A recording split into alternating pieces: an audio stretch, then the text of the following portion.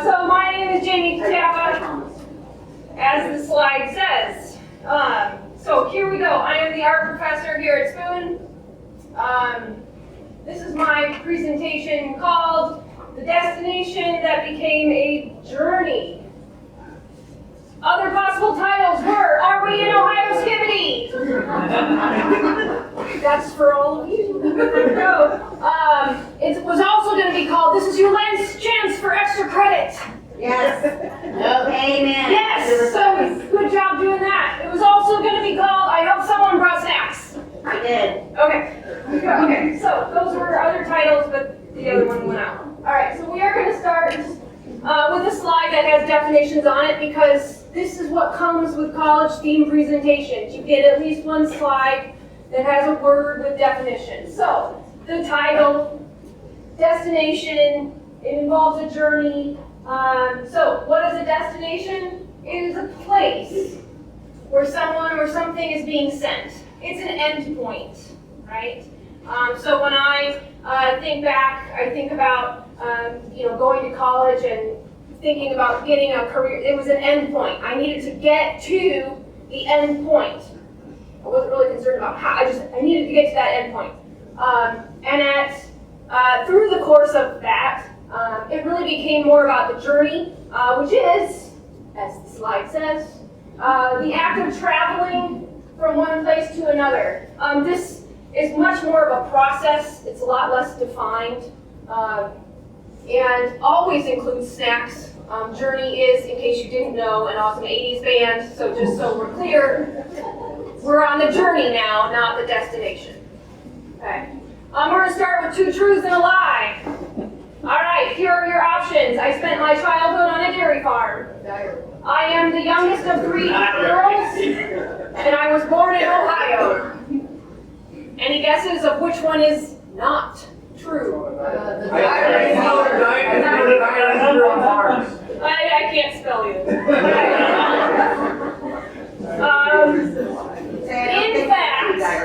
In fact, well, I cannot spell. I was born on a dairy farm. I was raised on the dairy farm, got to do lots of milking of calves. I am the oldest of 3 girls, not the youngest. And I do have I was not born in Ohio. I was actually born in Iowa. I think I messed up that entire game. Anyway, at any rate, I am the oldest of 3. I have 2 younger sisters.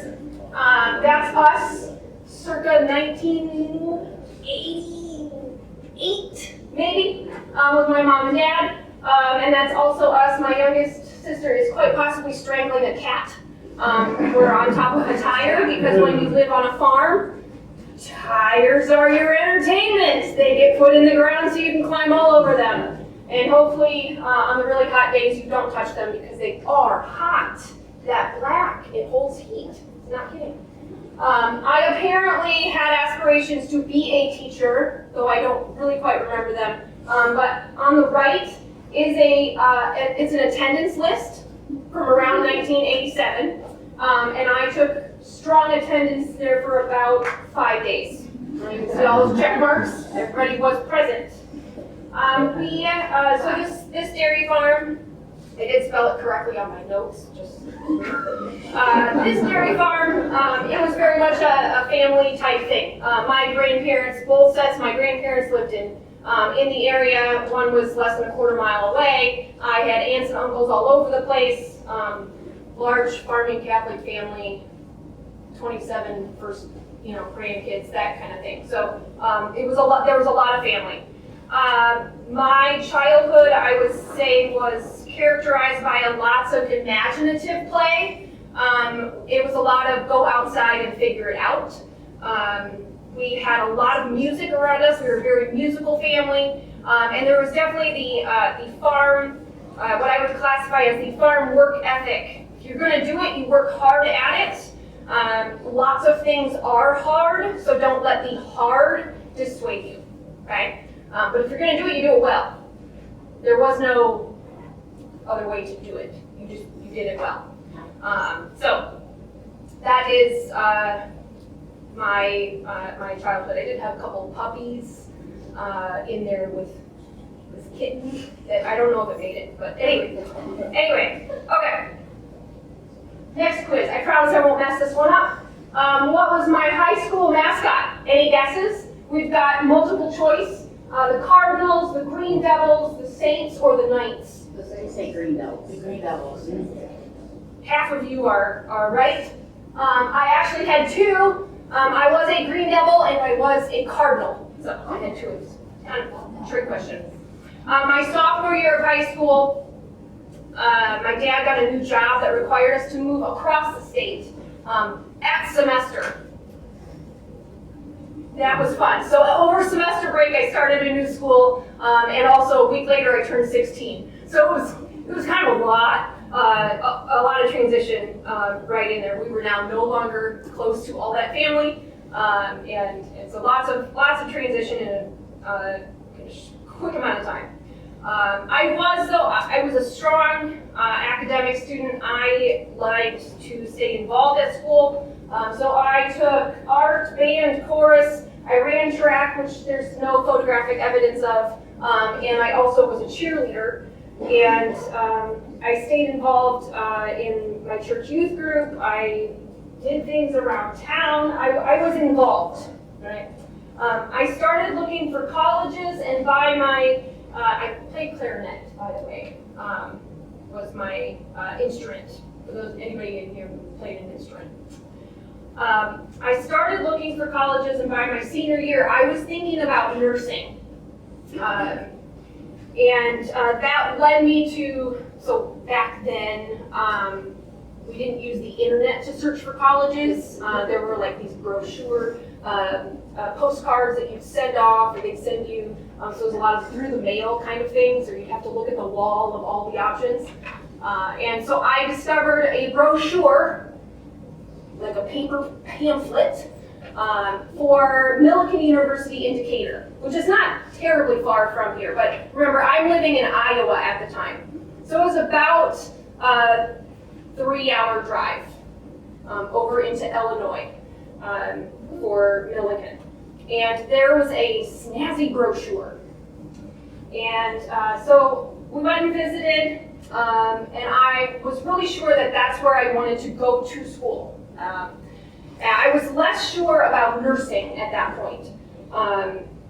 And so I decided on their list on that brochure, they had a major called art therapy. And I was like, ooh, I like art. And it sounds like it's kind of in a direction of nursing, but it's not like I have to take all the chemistry and sciences, and I don't have to poke anybody with a needle. So this could work out. So it was kind of my last, like, hey, come here, try this. So I did. I really enjoyed art, and art was one subject that I was willing to put myself into, like completely at that time. So I was like, all right, this is like a win-win. Okay, so that's all happening my senior year. As my senior year wrapped up, I and the broader we had experienced several losses. We lost several schoolmates from both. Remember, I went to 2 high schools. So in the course of we lost 5 my senior year. I lost 6 total. And then my parents divorced right after I graduated high school. My dad moved out. So that timing, going into college, it was kind of like there were two Jamies. There was the got it together up front. I can do all this stuff, but I'm also going to escape it, right? I'm just going to keep going. And then there was the other one that was actually trying to deal and process through the loss and the pain of all of that. So there's this dichotomy as I'm entering Millikan. New slide. Okay. All right. So Millikan. I found that as a student, I had to apply myself more intentionally and become more engaged with the learning process. My first semester, I found out I needed tutoring. What I didn't tell you is I was salutatorian of my class. So I did really well academically in high school. But when I went to college, they taught differently. I had to use my critical thinking skills differently. I had to apply myself differently. I was in a chemistry class at 8 o'clock in the morning. 8 o'clock in the morning. Yes, thank you. So I needed a lot of tutoring for that class. And thankfully, an upper class student had noticed that I was struggling and said, to get some tutoring. And I was like, oh, I don't know. He's like, I will walk you over, get some tutoring. Like, this is not that hard. But with their encouragement that this really was like a way to do it, it really helped. It really helped. And I tutored that entire semester. I was in there a lot going, can you repeat that again? I just don't, can you go over that one more time, please? I needed a lot of it. So the semester finished with a bang, literally with me throwing my alarm clock against the wall because I woke up at 7:55 for an 8 a.m. final, had to run across campus to make it to the final, but I did it! I did it! Yes! All right, so my adaptation skills were thoroughly being tested, right? In a lot of ways. I doubted my sense of belonging. I really couldn't figure out what camp was. Was I really an art student? I didn't dress like the hippie art students. Was I really, I was working in the athletics department. Was I an athlete? Like who was I? Where did I belong? Those were major, major questions that I was wrestling with going all through college, but in particular my freshman and sophomore year. So much so that I nearly convinced myself to leave. I don't really know where I was going to go, but I had nearly convinced myself that there was probably another place that I could better belong. But I didn't leave.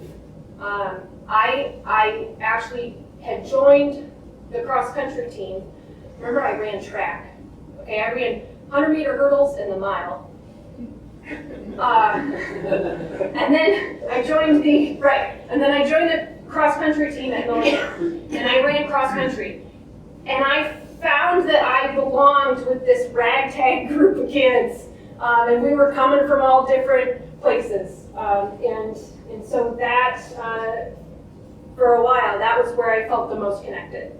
I ended up spending more and more time in the art studio. I could make art, but I didn't really have a personal voice in it yet, and that had to develop over time, which meant I had to put in more time, and I had to be patient. And who has time for that? That was my attitude, right? Who has time for this? But it was necessary. Growth does not happen overnight. Doesn't happen. You have to put in the time. Growth will not happen overnight. Okay. I loved my psychology courses. I was an art therapy major, which basically meant I was a double major in art and psychology. I personally benefited from that study, and for the art side, I decided to emphasize drawing and photography. Ceramics was another close favorite. I also found that I had a love for travel. I studied abroad. I did spring break road trips, not to Florida, but I went the opposite direction of everyone else. They were called alternative spring break trips, and we would basically do work out at Yellowstone. I rode bareback horses at Yellowstone because we had to go capture them. Like, it was awesome. So we would go camping, but found this love for travel during that time. Okay.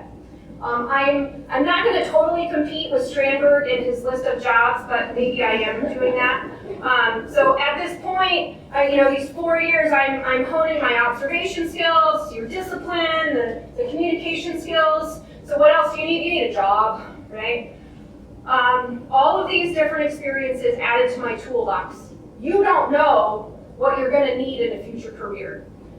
So I would encourage you to trust that you'll be able to get a golden nugget out of whatever job you do, okay? Denny's, dude, I love me some coffee and some bacon, and I now know that I can work at 6 a.m., right? I can do that, and I can also handle families on vacation with their cranky toddlers that just need some food in front of them, right? You figure it out. I was 19. I didn't make all those connections at that point in time, but it helps, right? McCook at a printing company, that was a factory. Learned pretty quick, I was not built for that. Okay, but I can count by threes really well, all the way up to 30, because that's what we had to do with our magazines and the newspapers. You count by 3 and you flip them, they stack better that way. Anyway, I also really like Casey's tenderloin sandwiches. Found that out too. That was that summer. Omaha Children's Museum. I prefer when parents teach their children manners and how to clean up. That's what I learned there. Southside Country Club. This was not Denny's. Not at all. This is Country Club. So again, I learned about adaptation. This was not about delivering under pressure. This was about providing an experience. Totally different.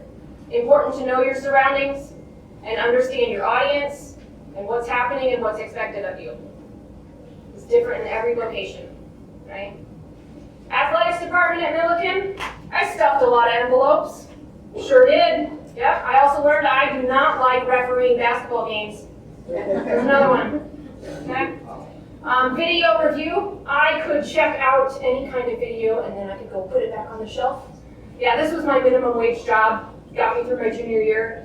I ate a lot. I did not have a meal plan that year, so I ate a lot of turkey and cheese on white bread sandwiches. This job helped me get different types of bread. Okay. Yeah, I had it right. Okay. All right, so there's that. So I get to my senior year. I realize I thoroughly enjoy and appreciate many aspects of art therapy, but I turned out to not be very passionate about wanting to do it as a profession. Okay. So what do? One of my art professors was encouraging me to apply to graduate school, which I totally scoffed at, but it was seeming like one of the most viable options at that point. I had an internship where I taught art history in a K through 6 building, and I did really enjoy that. So the idea of teaching wasn't completely foreign, but graduate school, I don't know, it's just more school at that point. You're like, I'm a senior, I want to be done. He kept pushing and nagging. You should apply. Have you looked at any graduate schools lately? Have you applied to any graduate schools lately? So I applied, thinking, well, I'm not really going to go because I can't afford more schooling. Okay. So how many applications do you think I completed? 1, 2. One, because I am that stubborn, right? I am that stubborn. But I do. I applied to Purdue University in Lafayette, West Lafayette. And I got into their Master of Arts and Fine Arts program. Having that degree would allow me to teach at a college level. It wouldn't automatically open a door to teach at a K-12 unless it was a private institution. But even then, I'm still like, but it was exactly what I needed. I got a full ride and a teaching assistantship. So when I said I couldn't pay for more school, I didn't have to pay for more school. So it was a pretty sweet deal. This was my first step into teaching a classroom, and I taught drawing classes for 2 years, and I 100% absolutely fell head over heels in love with teaching the creative process and watching transformation happen within students that were willing to put in that time and engage in that. That's me in that classroom. It was another exhilarating fish out of water experience. I had to adapt to different professors, different expectations, different sets of fellow students and coworkers. But I did it and I didn't look back. Right? So in 2003, I graduated with my master's, married my now husband, and we moved to the Champaign-Urbana area. So back to Illinois. I start teaching at Milliken, which is indicator, so I had about a 50-minute commute. I start there as an adjunct instructor, part-time, and then moved into a full-time instructor position, and also I managed, this is all through Milliken, but I managed an art gallery that was student-run, so then I was co-teaching with business instructors and coordinating high school workshops and doing that sort of thing. We were in the Champaign-Urbana area for 14 years. That, I guess my picture of kids is on the next slide. But we start raising our family. We have 3 kids, and I'm in and out of Milliken, and do private things as well. I do illustrator work for an ag insurance company, and then my husband had a job change that had us move across the state because I don't live here yet, right? So it was time to adapt again, which is part of life. Not always easy, not always fun, but necessary, right? So presently, and there we are on the left. That's us out exploring. But presently, I have been here at Spoon since 2019. So, and thanks to Sally, we have some really good records of how I behave in front of a camera to show you that. So, I guess to wrap it up, because we all got things to do. What I love most about teaching art is that transformation that happens to you when you are exposed to the creative process. That's what I love about teaching art. And that, I think, is why I have stayed doing it in a variety of ways. I've been in all the age groups now. You all are my favorite. So, there.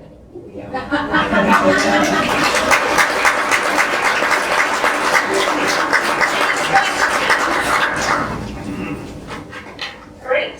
Okay. I have one question. Yes. Did you ever do the therapy? Did you ever do the art therapy? Not professionally. No. Not in a clinical setting. I have had students that have gone on and gotten their licensure and done it. Yeah. So I did internships with it, but yeah.